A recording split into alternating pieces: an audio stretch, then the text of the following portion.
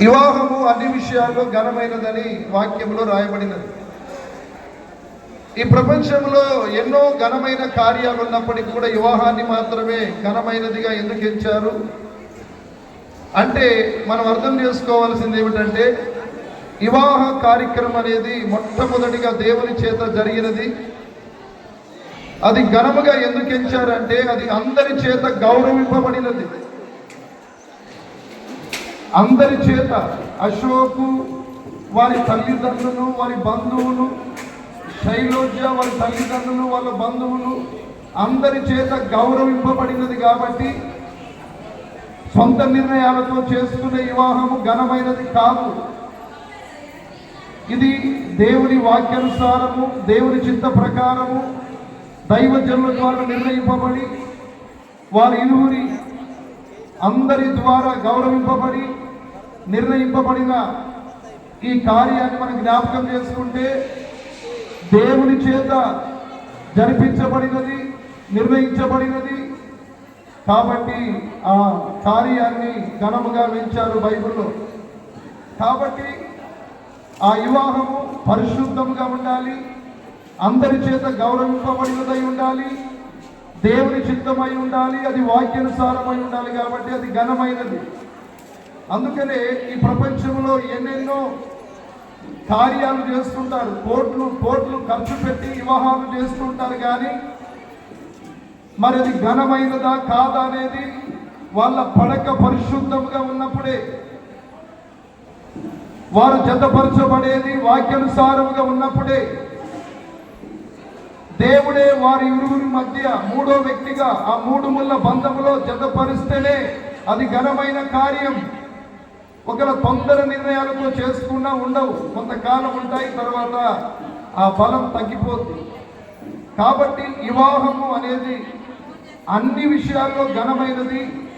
దాన్ని ఘనంగానే దేవుని చేత జరిపించుకోవాలి.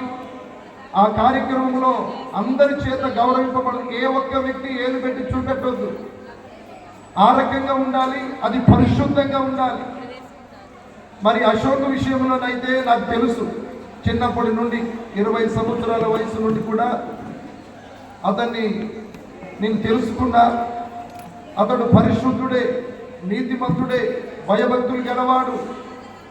శైలోజ్యకు అశోక్ దొరకడం అదృష్టమని కూడా అబ్బాయి తరపున నేను అనగలుగుతున్నా. మరి శైలోజ్య విషయంలో వారి దైవజనులు, వాళ్ళ కుటుంబీకులు కూడా చెప్పగలుగుతూ ఉంటారు, అశోకుకు మా శైలోజ్య దొరకడం అదృష్టమని. అవును ప్రియమైన దేవుని బిడ్డలారా, వివాహం అనేది అది ఘనమైనది. దాన్ని ఘనంగానే జరిపించుకుందాం. తగిన సమయంలోనే దేవుని వివాహాన్ని జతపరుస్తున్నాడు. మనం ఏమాత్రం కూడా తొందరపడద్దు, విసిగిపోవద్దు ప్రియమైన దేవుని బిడ్డలారా. వివాహము అంటే 4 అక్షరములు. వివాహము అంటే 4 అక్షరములు. వి అంటే విడిపోకూడదు అనేది గుర్తుపెట్టుకోవాలి. వా అంటే వాళ్ళిద్దరు. ఎవరిద్దరు? వీళ్ళిద్దరు. హా అంటే హత్తుకొని ముందుకు సాగిపోవాలి అంతే. వి అంటే విడిపోకూడదు, వా అంటే వాళ్ళిద్దరు, హా అంటే హత్తుకొని, ము అంటే ముందుకు సాగిపోవాలి. ఎప్పుడైతే బిడ్డలు హత్తుకొని ముందుకు సాగిపోతున్నప్పుడు వెనకకు చూడొద్దు. వెనక ఉన్న వాటిని మర్చిపోయి ముందున్న వాటి కొరకు వేగిరపడమని బైబిల్ చెప్తున్నది. వారి ఇరువురు జతపరచబడిన తర్వాత వెనక ఉన్న ఎప్పుడు కూడా మనం గుర్తు చేసుకోవద్దు. ముందుకే పోవాలి, వెనకకు చూడొద్దు. బైబిల్ గ్రంథంలో వెనకకు చూసిన స్త్రీల పరిస్థితి ఏమైందో మనకు తెలుసు. ఎప్పుడైతే దేవుని సమక్షంలో జతపరచబడ్డామో అబ్బాయి విషయంలో కానీ అమ్మాయి విషయంలో కానీ వెనక ఉన్న మొత్తము కూడా మర్చిపోవాలి. మరి ఎలా మర్చిపోతామంటే ప్రేమ ఉన్నంత వరకు ఎటువంటి దాన్నైనా మర్చిపోగలుగుతాం. ప్రేమ తగ్గుతున్నప్పుడు ఆడ లేనిది కూడా క్రియేట్ చేసి తగాదాలకు మరి తలదూర్చే పని వస్తుంది. ప్రేమ చాలా విలువ కలిగింది. ప్రేమ మరణమంత బలమైనది. కాబట్టి ప్రేమలో ఉండేది ఏంటంటే నీ భార్య ఎటువంటిదైనా ప్రేమ ఉన్నది కాబట్టి ఆమెలో ఏది వెతకవు, నువ్వు మంచిదాన్ని గుర్తిస్తావు. అందుకనే ప్రియమైన దేవుని బిడ్డలారా, యేసు ప్రభు సంఘాన్ని ప్రేమించాడు. సంఘాన్ని ప్రేమించినట్లే మీలో ప్రతి పురుషుడు మిమ్మల్ని మీరు ప్రేమించుకున్నట్లు మీ భార్యలను కూడా ప్రేమించాలి. అశోక్ తన విషయంలో ఎలా ఉండాలనుకుంటున్నాడో, తన గురించి ఎలా ప్రేమ కలిగి ఉన్నాడో సేమ్, ఏం తేడా ఉండొద్దు. తను వల్ల తన భార్య అయినా శైలోజను కూడా అలాగనే ప్రేమించాలి, ఏమి తేడా ఉండదు. కూర్చున్నది ఒక దగ్గరనే, పండుకున్నది ఒక్క బెడ్ మీదనే, తక్కువ కాదు, బానిస కాదు భార్య. రేపు రోజున మనం మంచంలో పడితే షాకిరి చేసేది భార్యే.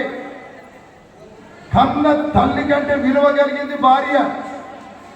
కాబట్టి మీలో ప్రతి పురుషుడు తను వల్ల తన భార్యను ప్రేమింపవలెను. అలాగనే భార్యలైతే భర్త యందు భయము కలిగి ఉండుటకు చూచుకొనవలెను. భార్య ఏం చేయాలంటే భర్త యందు భయము కలిగి ఉండుటకు చూసుకోవాలి. చాలా మంది స్త్రీలు అన్ని చూసుకుంటున్నారు, కానీ తన కట్టుకున్నవాడైనా భర్త యందు భయము కలిగి ఉండడం చూసుకుంటారు. అన్ని చూసుకుంటున్నారు. నా యజమానుడైన నా భర్త ఎదుట నేను ఎలా వ్యవహరిస్తున్నా, అతని మాటకి ఎంత విధేయత చూపుతున్నా, అతన్ని గౌరవిస్తున్నానా, నన్ను ఎంతో ప్రేమిస్తున్నాడు, నేను ఏం చేసినా ఏమంటలేడు అని ఆ ప్రేమను అలసుగా తీసుకుంటున్నావా? అలా ఉండొద్దు. పురుషుడు తన వల్ల తన భార్యను ప్రేమించినంత కాలం, భార్య భర్త యందు భయము కలిగి ఉన్నంత వరకు వాళ్ళ బంధం బలంగా ఉంటుంది. అసలు వివాహం అంటేనే పరిశుద్ధమైన భార్య భర్తల బంధం. భార్య భర్తల బంధం బలంగా ఉండాలంటే భర్త ఏమో ప్రేమించాలి, భార్య ఏమో భయము కలిగి ఉండుటకు చూసుకోవాలి. ఈ రెండు ఉన్నంత వరకు ఆ భార్య భర్తల బంధంలో, ఆ కుటుంబంలో ఉండే సుఖము సంతోషము అనుభవిస్తే గాని చెప్పుతే అర్థము కాదు. అవును, ఒక భక్తుడు దేవునికి లోబడి ఉండి విధేయత చూపి దేవుని మాటింటే దేవుని నుండి ఆ భక్తుడు ఎన్ని ఆశీర్వాదాలు పొందుకుంటాడో ఆ భక్తునికే తెలుసు. ఏ భక్తుడైతే, ఏ విశ్వాస అయితే దేవునికి లోబడి భయపడి దేవుని మాటింటాడో దేవుడు వాళ్ళు అడిగిందల్లా ఇస్తూ ఉంటాడు. వాళ్ళని ఎంతగో చెప్పలేనంతగా ప్రేమిస్తూ ఉంటాడు. ఈ రోజున గుర్తుపెట్టుకోండి, వివాహంలో కుటుంబంలో బైబిల్లో ఎన్నో ఉన్నాయి, కానీ అవన్నీ చెప్పాల్సిన అవసరం లేదు. అన్నం ఉడికిందా అంటే అందులో చేయబెట్టి తిప్పాల్సిన అవసరం లేదు. ఒక్క మెతుకు పట్టుకున్నా అది ఉడికిందా లేదా అని అర్థమైపోతుంది. ఈ ఒక రెండు మాటల ద్వారా కుటుంబం అంటే ఏందో, భార్య భర్తలు అంటే ఏందో, భర్త ఎలా ఉండాలి, భార్య ఎలా ఉండాలి, ఉన్నాక వారిద్దరి మధ్య ఏముండాలి, పరిశుద్ధత ఉండాలి. పరిశుద్ధత ఉన్నంత వరకు వాళ్ళ ప్రేమలు తగ్గవు. ఒకరికి ఒకరు లోబడతారు, గౌరవించుకుంటారు, ఒకరికొరకొకరు ఏదైనా చేసుకుంటారు. ఆ అనుభూతి ఏరే ఉంటుంది. ప్రియమైన దేవుని బిడ్డలారా, ఈ రోజున అశోక్ విషయంలోను శైలోజ విషయంలోను వారు ఎక్కడెక్కడనో పుట్టి ఈ రోజున దేవుని కృపను బట్టి, మరి దేవుని యొక్క నిర్ణయాన్ని బట్టి ఈ రోజున దేవుని యొక్క సమక్షంలో వారు జతపరచబడబోచున్నారు. Praise the lord. ఈ సమయంలో ప్రియమైన దేవుని బిడ్డలారా, అందుకనే నేను చెప్పేది ఏంటంటే ముందుకే వెళ్ళిపోవాలి. వారి జతపరచబడిన తర్వాత ముందుకు వెళ్ళాలి, కానీ వెనకకు చూడకూడదు. వివాహం కాకముందు వారి జీవితంలో ఏదున్నా చూడకూడదు. ఇప్పుడున్న ఈ ప్రేమను, ఈ మొదటి ప్రేమను మరవద్దు అని బైబిల్ చెప్తూ ఉన్నది. ఈ మొదటి ఉన్న విశ్వాసము భక్తిని అంతం వరకు దాన్ని గట్టిగా పట్టుకోవాలి. కాబట్టి కుటుంబం అంటే చాలా విలువ కలిగింది. భార్య భర్తలు అంటే నాకు ఎంతో ప్రేమ. ఇద్దరు భార్య భర్తలు గోవాకి వెళ్ళి అక్కడ వాళ్ళు చాలా సంతోషంగా మంచిగా ఫోటోలు దిగి స్టేటస్లో పెట్టుకుంటే నాకు భార్య భర్తలు అంటే చాలా. అందుకనే ఏ జిల్లా మొత్తం ఎక్కడికి వెళ్ళినా, ఏ ఇంటికి పోయినా ఎంతో ప్రేమిస్తారు, నమ్ముతారు. కుటుంబంలో బాధపడ్డోని కుటుంబాన్ని నిలబెట్టుకున్నోని, కుటుంబంలో బాధ అంటే ఏందో తెలుసు, కుటుంబంలో ఉన్న సంతోషం అంటే దాని విలువేందో తెలుసు. ప్రియమైన దేవుని బిడ్డల అనుభవంతో కూడిన మాటలు కాబట్టి మన సొంత నిర్ణయాలతోటి మనం ఏది చేయొద్దు దేవుని చిత్త ప్రకారం. అయితే వాళ్ళు స్టేటస్లో పెట్టుకున్నప్పుడు వారిని ఆశీర్వదించిన వాళ్ళని ఎప్పుడైతే ఆశీర్వదించిందో వాళ్ళది గుంటూరు, వాళ్ళకి సంతోషం కలిగి గాడ్ బ్లెస్ యు బ్రదర్ అని పెడితే, సిస్టర్ అని పెడితే వాళ్ళ సంతోషం కలిగి గుంటూరులో నా మీటింగ్ పోస్టర్లు 2000 పోస్టర్లు కొట్టి పంపించింది అన్నట్టు. అంటే ఆయనకు అంత సంతోషం అనిపించింది. ఎందుకంటే కుటుంబం బాగుండాలని కోరుకుంటే మన కుటుంబం బాగుంటుంది.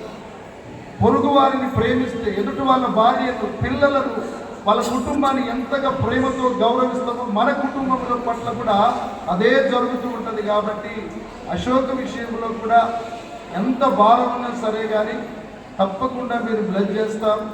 ప్రభువైన యేసు నామములో మిమ్మల్ని ఆశీర్వదిస్తాం. మంచి ఆత్మపూర్ణమైన దైవజనులు, ముఖ్యంగా వివాహము మరి చంద్రశేఖర్ అన్నతోటి కావడం అనేది మీరు అదృష్టం.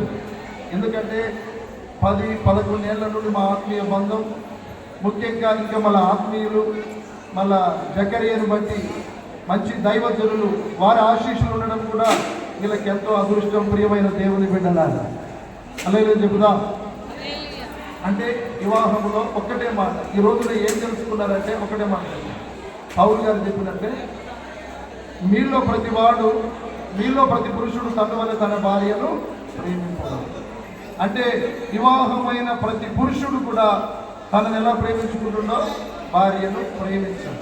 ఈ రోజున అశోక్ ఒక్కడే కాదు, ఈ రోజున వివాహంగా జతపరచబడి పిల్లలు కలిగిన తండ్రులుగా ఉన్న ప్రతి కుటుంబంలో మనల్ని మనం ఎలా ప్రేమించుకుంటున్నామో భార్యను కూడా అలాగే ప్రేమించాలి. ఆమె ఏమి తక్కువగా, నువ్వు ఆడ కూర్చోబెట్టుకో, నువ్వు ఏమి తింటే అది ఆమె పెట్టుకో, నువ్వు ఎటువంటి ఇలువ కలిగిన వస్త్రాలు వేసుకుంటావో నీ భార్య కూడా అటువంటి ఇవి ఆమె నుండి ఎక్కడ దొరకనిది నువ్వు అనుభవించగలుగుతావు. పైసలా తేడా వచ్చిందంటే అది ఎంత భయంకరంగా ఉంటుందో అది కూడా నాకు తెలుసు అన్నట్టు నా గురించి మీకు చాలా తెలుసు. యేసు నామానికి మహిమ కలుగుతాను. మరి అంత ప్రేమకు భార్య ఏం చేయాలంటే ఆయన ఎందుకు భయం కలిగి ఉండాలి. ఆయన ప్రేమను అలసుడిగా తీసుకోవద్దు. భర్త ఎందుకు భయం కలిగి ఉండండి. భర్త నుండి వర్ణించలేని ఆనందము, తృప్తి, సంతోషాన్ని మీరు పొందుకుంటారు. దేవుడు ఈ మాటలు వివాహంగా నిర్ణయింపబడి జతపరచబడిపోతున్న అశోక్ శైలజ వాళ్ళకు, వివాహమైన మన కుటుంబాలకు సదాకాలము తోడై ఉండి మనం నడిపించుగాక. తప్పని కొట్టి దేవుని మహిమ పరుతాం. అర్థమైన వారు